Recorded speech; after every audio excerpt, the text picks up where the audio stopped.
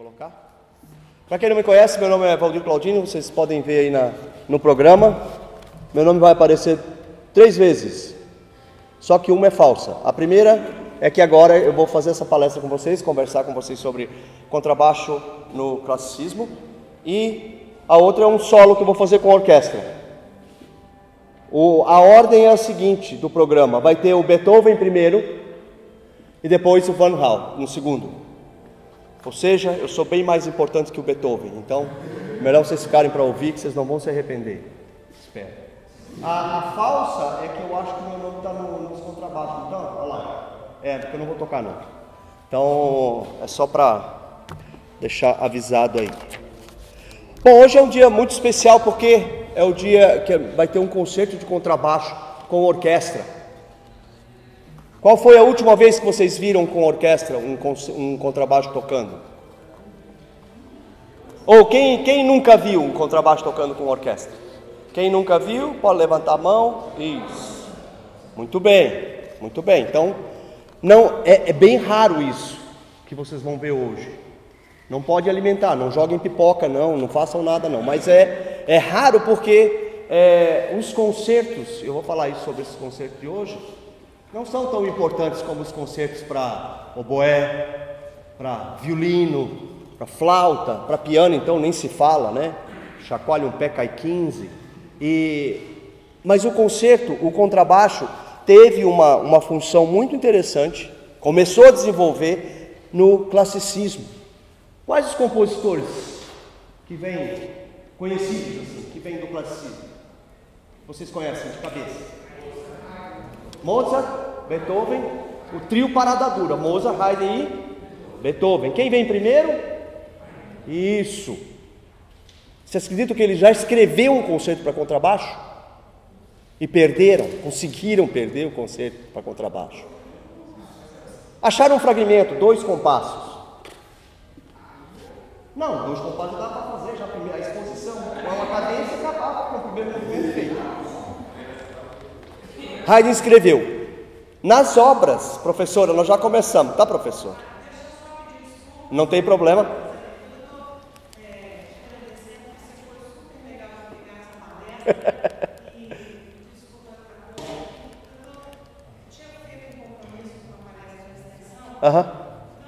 Não esquenta não, a gente está se divertindo aqui.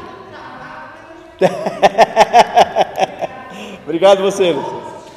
Tá bom.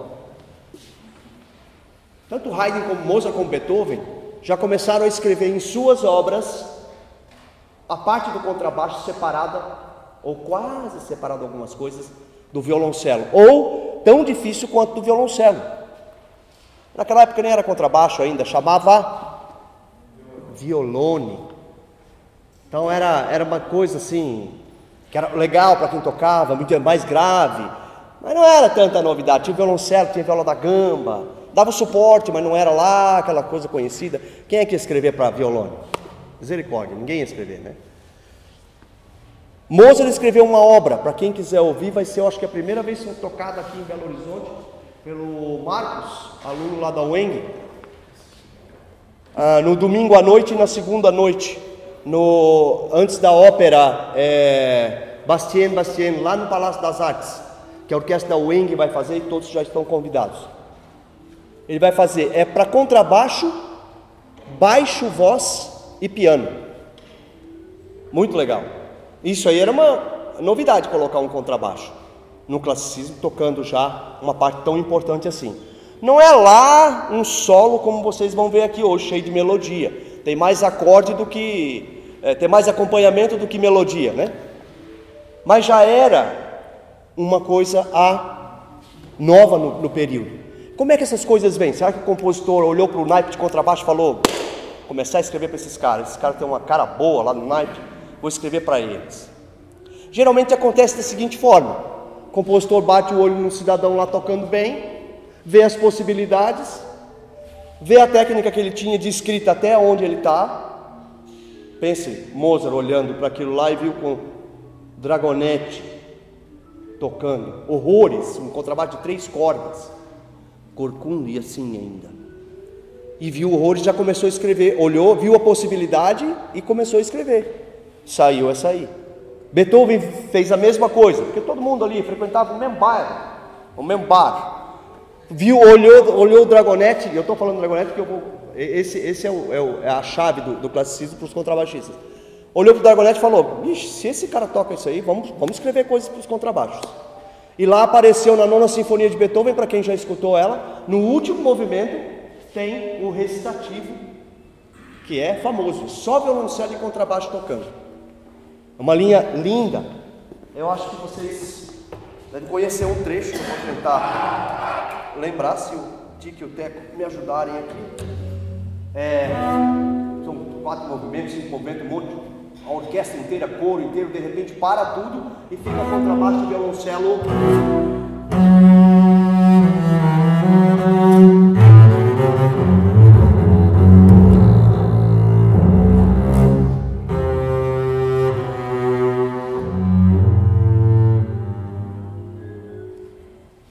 Já era naquele tempo, imagina, para quem estava acostumado a fazer.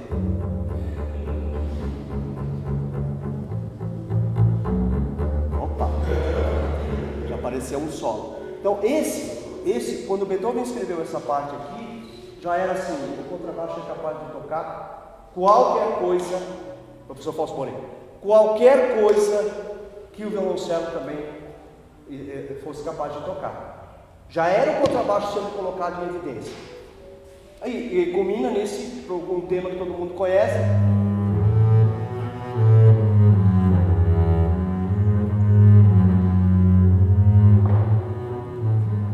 Né? Que é o tema do final da sinfonia.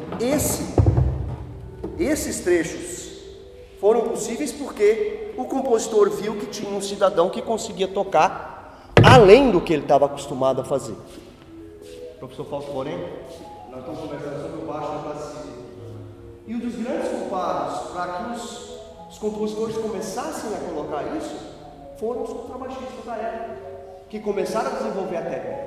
Dragonette foi um que lançou a técnica assim, rapidinho. O conceito dele é muito interessante. Um dos conceitos dele mais conhecido, a obra dele mais conhecida também.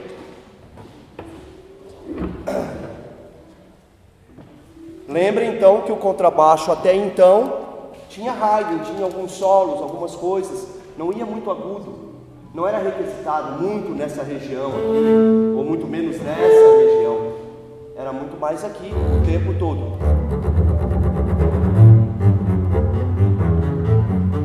Beethoven, a quinta de Beethoven, ia até aqui, no máximo, Fá natural e etc.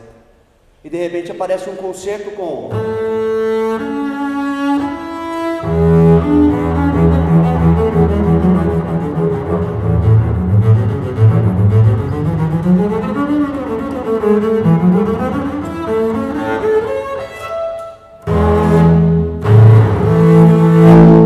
cheio de escalas e arpejos, e vai, e sobe, desce, sobe, desce.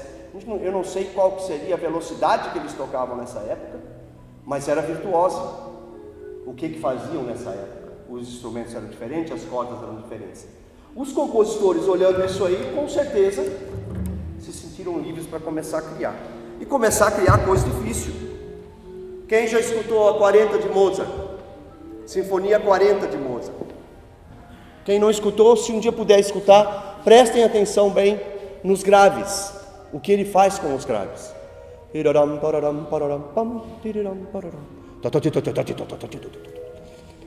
Parece uma árvore que chacoalhar e saiu um monte de passarinho. Um monte de... E é até o final assim, é muita coisa. A nossa técnica chegou ao ponto em que, no classicismo, depois com o Dragonette, que colocou isso para a gente. Eu estou falando do Dragonette, é 1763, 1846. Era contrabaixista, e junto com ele tinha outro que era o Sperger, também que era contrabaixista. Outros três que nós vamos falar não foram contrabaixistas, mas escreveram com o instrumento, que viram sempre nesses contrabaixistas a técnica podendo ser desenvolvida. Eu acho que foi mais ou menos isso para todos os instrumentos. É que para contrabaixo tinha aquela ideia de que vou colocar, para que fazer solo? Não se escuta.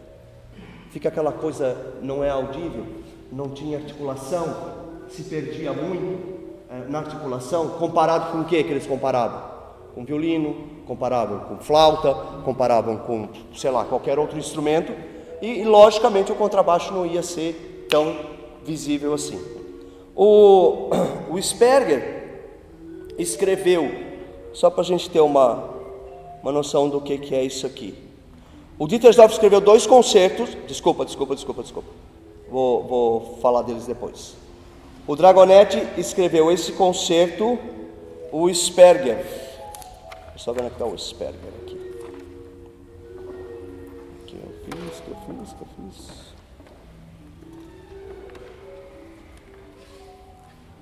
Sperger.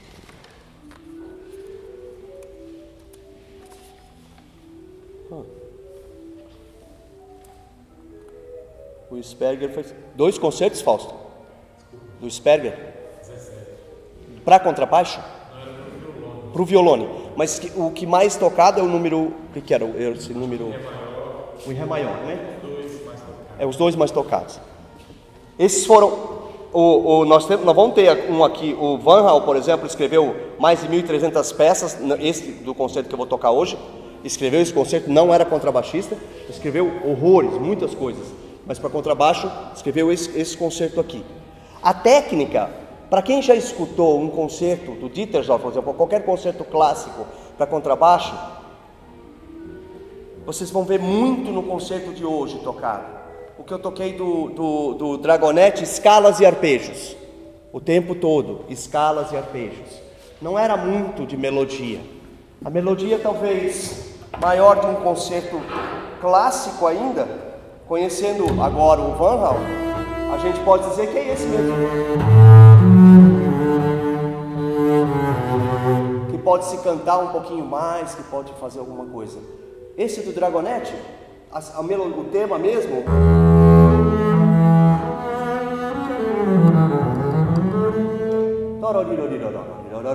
sempre com escala ou sempre com arpejo. Na finalização,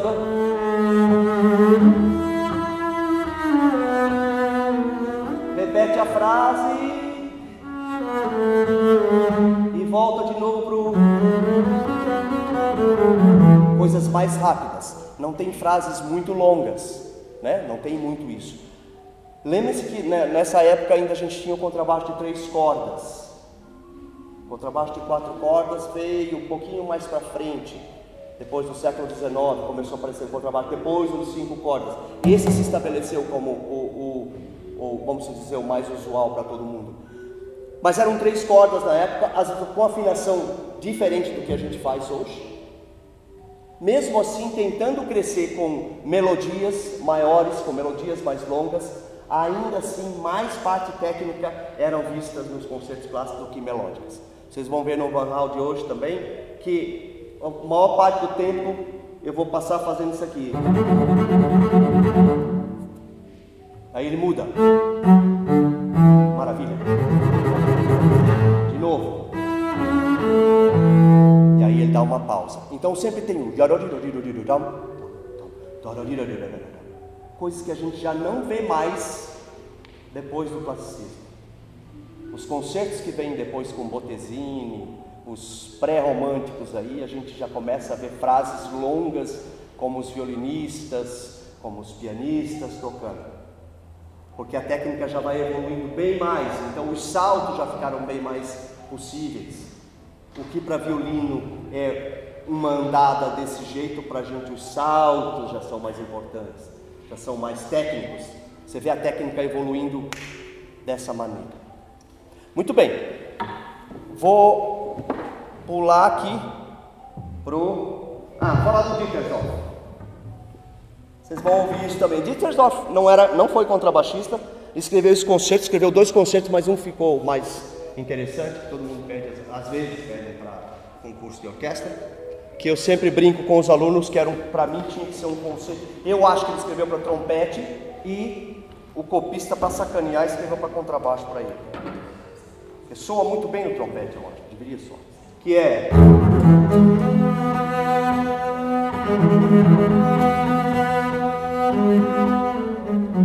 Imagina um trompete fazendo isso. Ficaria bonitinho isso, né? Eu ainda vou fazer essa transcrição, sabe? Vai ser a minha tese de pós-doutorado, com o professor Fausto Porém. O Dittersdorf escreveu esse, veio para 3 cordas na época e veio para a gente com uma dificuldade muito grande. A maneira em que eu vejo os concertos para eu, como professor, para poder ensinar, eu pego dos concertos o que eu posso ensinar tecnicamente para os alunos. O Dittersdorf tem muito isso aqui.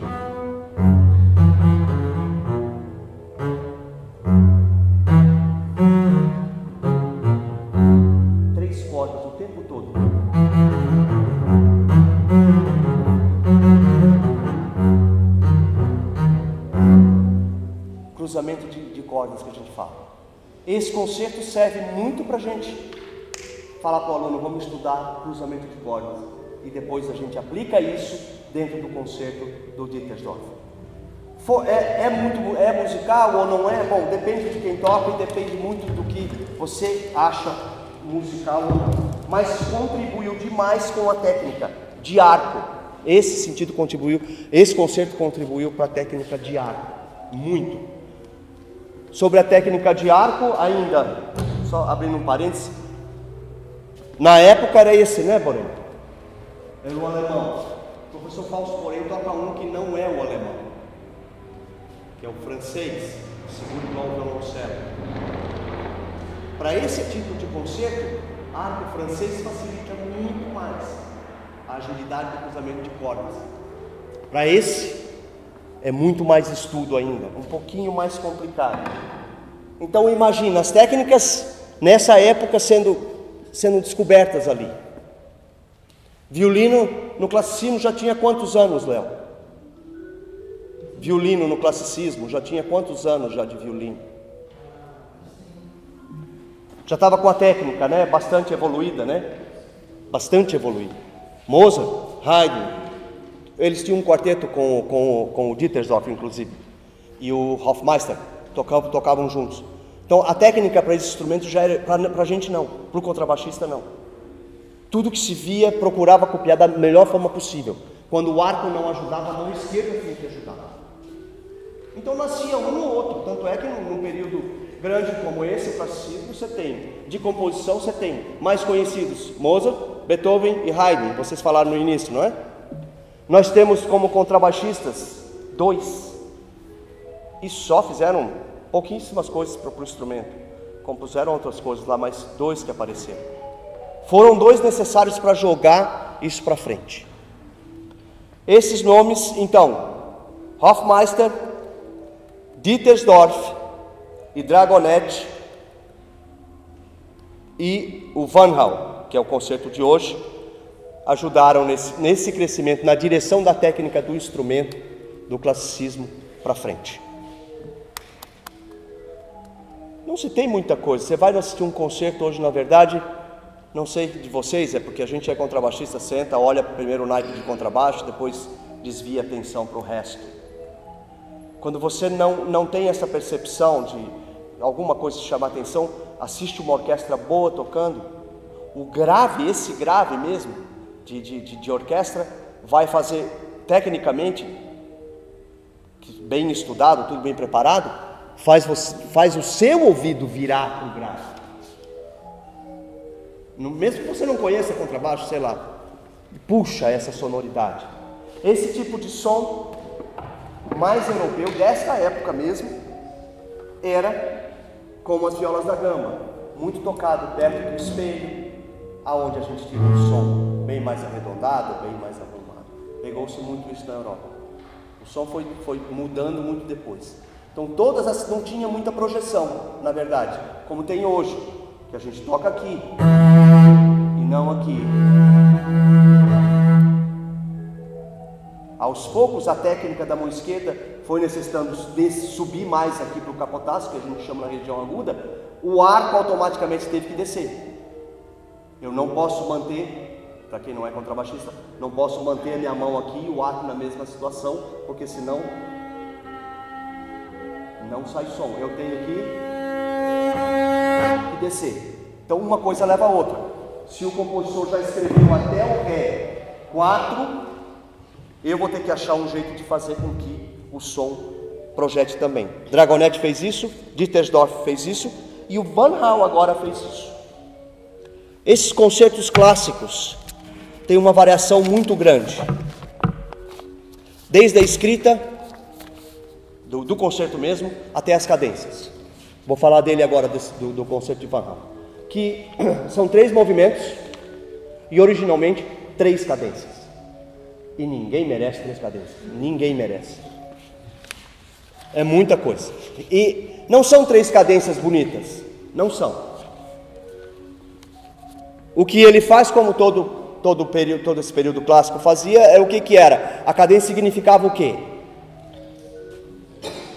Um momento de improviso, mas de o cara mostrar o quê?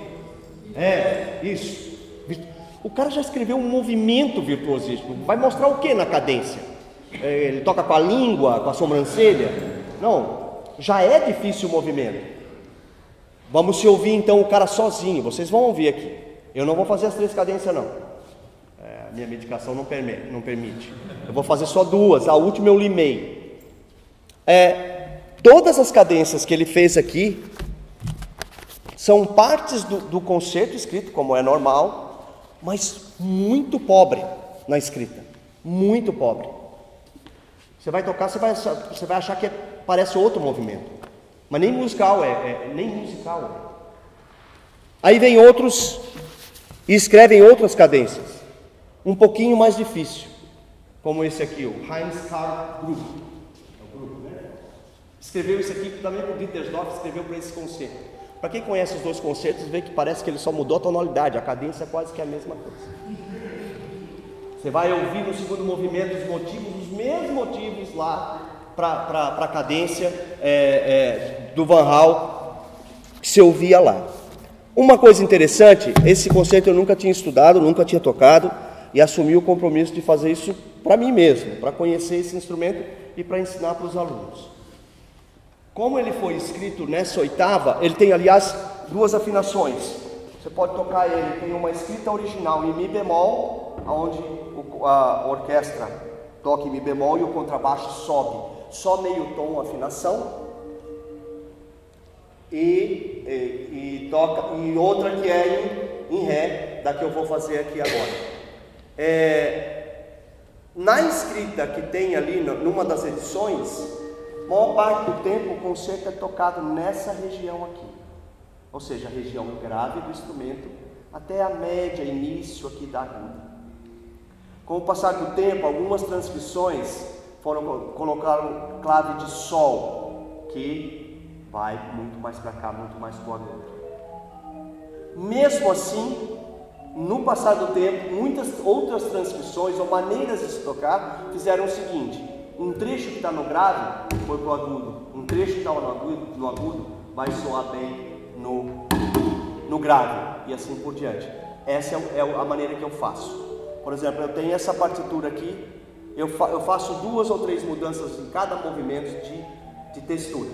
Eu coloco um trecho que estava no agudo, eu passo para a região média, que soa super bem. O da região média ou grave, eu passo para a região aguda, o que também faz, não dificulta nada em tocar com a orquestração que está. E soa muito bem, vai do gosto mesmo. Se você entrar no Google e ver, no YouTube, ver 3 ou 4 tocando, vão ver outras coisas acontecendo. Achei isso muito interessante porque é uma maneira de se criar. E aí a cadência já perde a sua força nisso. Ainda mais uma cadência dessa. Esse concerto, ele tem o segundo movimento lento, não tão lento assim para quase parando. Tem uma cadência que se assemelha muito ao segundo movimento de outro concerto, como eu falei do Dittersdorf. O que eu fiz nessas 2 cadências, vocês vão poder ouvir, quem ficar para o concerto, lógico. Eu fiz uma colagem, peguei algumas coisas dessa cadência e coloquei alguns temas extras que vão fazer com que ela se torne uma cadência com início, meio e fim. Vocês vão perceber. Alguns temas conhecidos, outros não. Porque é muito só o tempo todo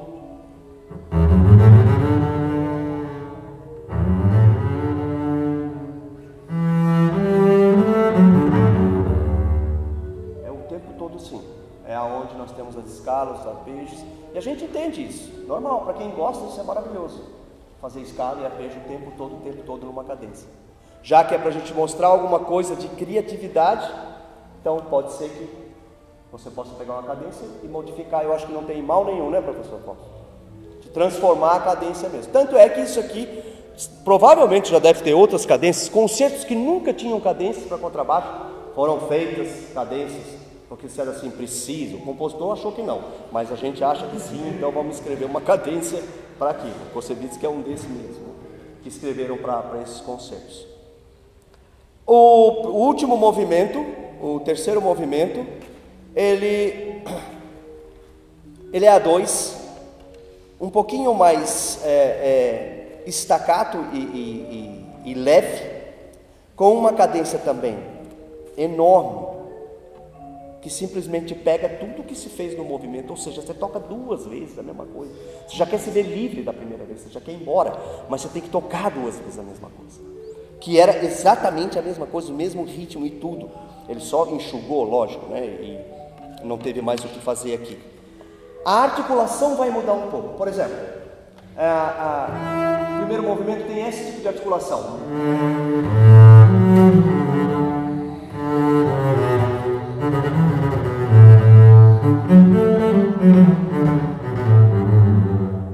O último movimento.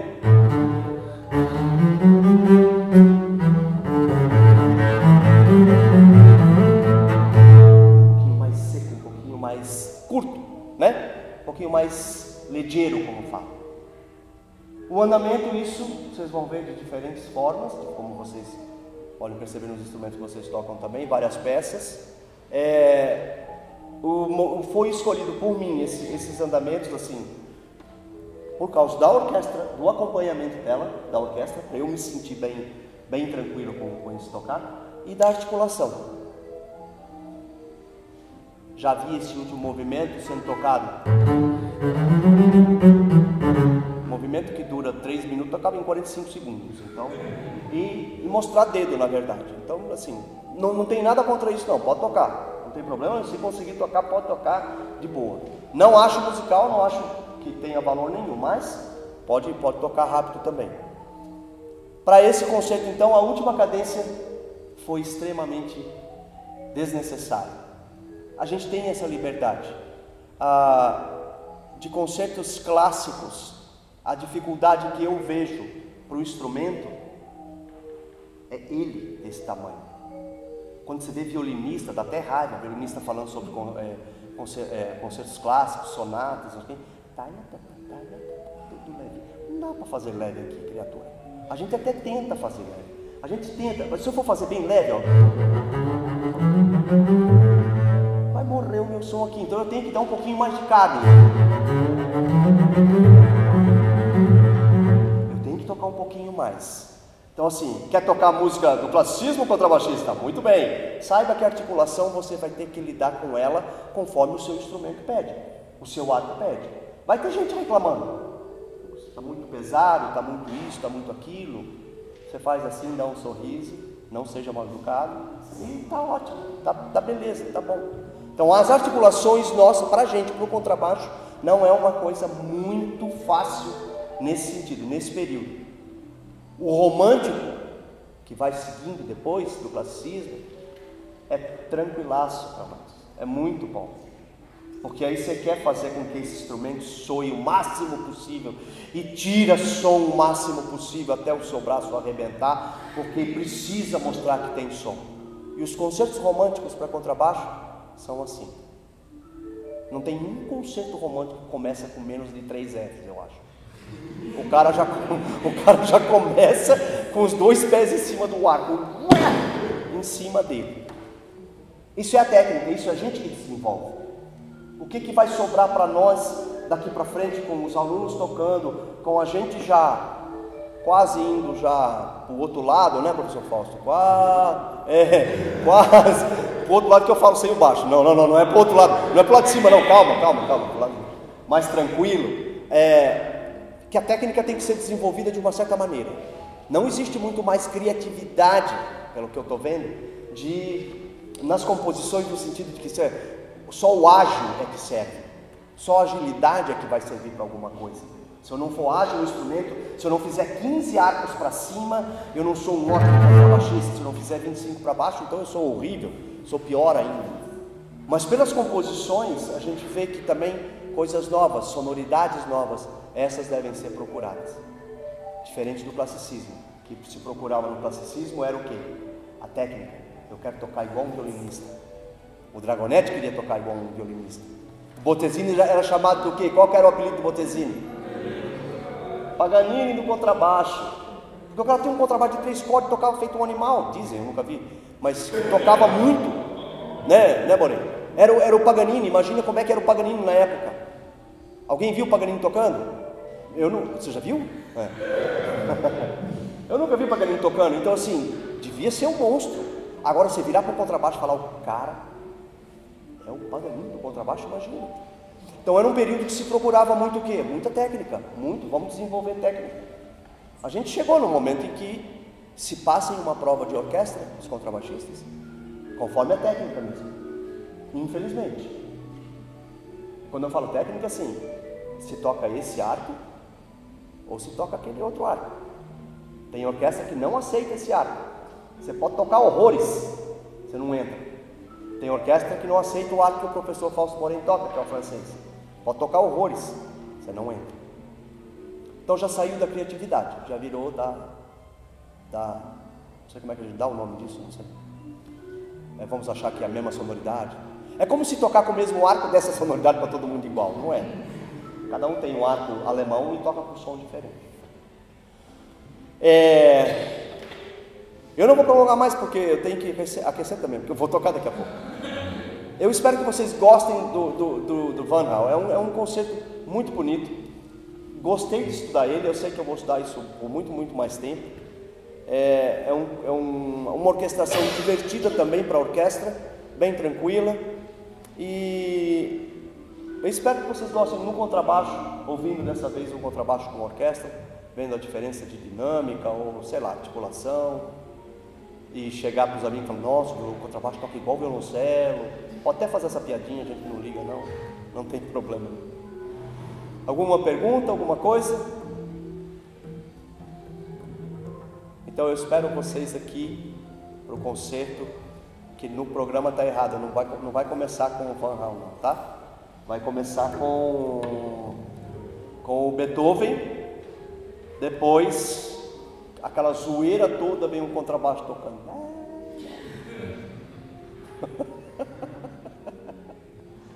Espero que vocês gostem. Muito obrigado.